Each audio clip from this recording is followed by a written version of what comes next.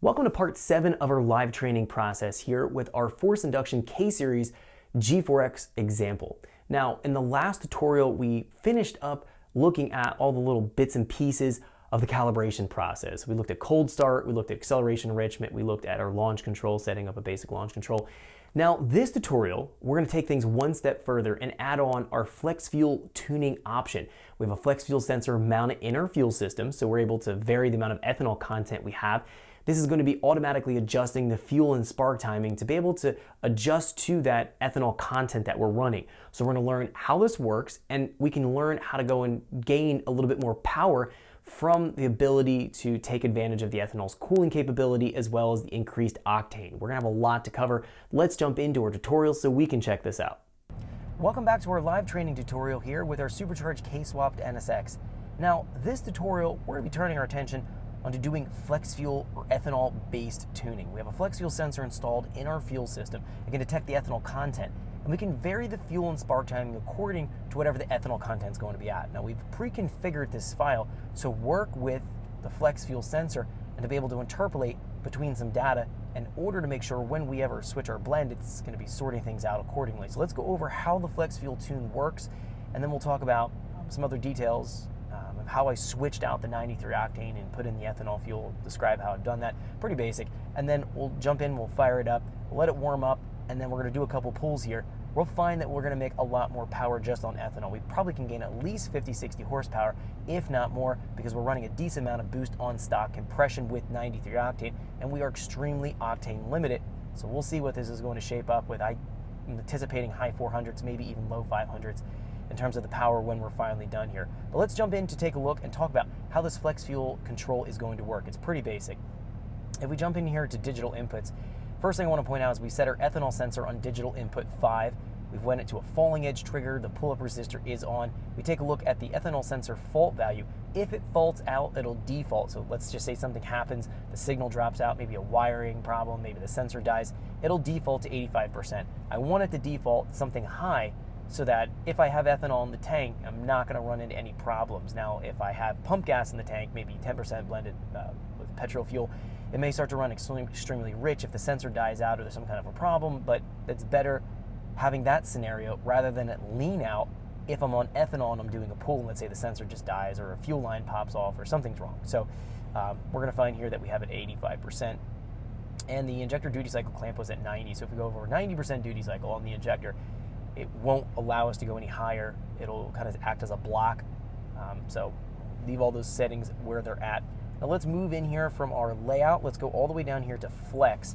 And this is our flex specific control of what we have adjustment over. Now let's talk about how this is going to work here. Jumping over to our side here, we have our multi-fuel option in our parameters here. We have an injector flow, we have a fuel density, fuel temp coefficient, a Stoich ratio, and then our fuel charge cooling coefficient. Now the fuel charge cooling coefficient, we don't need to necessarily worry about, but our Stoich ratio here, we've set this to 9:1. Now on our basics page where we have our traditional setup, let's just go back here, let's go to layout, to basics. Under fuel main, we have set our Stoich ratio for pure petrol fuel at 14.7. We've also set our fuel density and fuel density temp coefficient. These are set for petrol fuel, so pure gasoline. Now, the other menu here, let's jump back into layout, jump all the way down here into flex. This is set here for the fuel density and the fuel density temp coefficient. These are set for pure ethanol. And our stoichiometric ratio is set for pure ethanol at 9:1. Now, how this is going to work is it looks at this table here called a multi-fuel blend ratio table. It goes from 0 to 100% ethanol. And we're blending between 0 to 100% between those parameters that we just went through and talked about.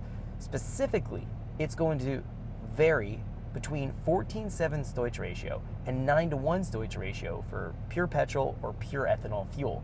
It's going to have a lookup or a sliding scale lookup based on what our blend table here is going to be interpolating with that content sensor. So if we're at 50% ethanol, it'll interpolate 50% of the Stoich value between pure petrol and pure ethanol. You can do some quick math and figure that out, but it doesn't really matter.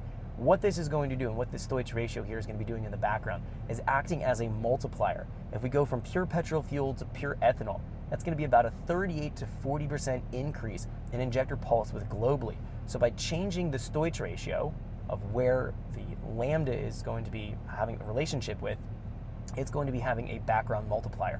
What we'll find here is if everything is accounted for properly, we should be able to just start it up and start making our pools and driving it, and we should see that everything is pretty much the way that we left it when we were on 93 octane.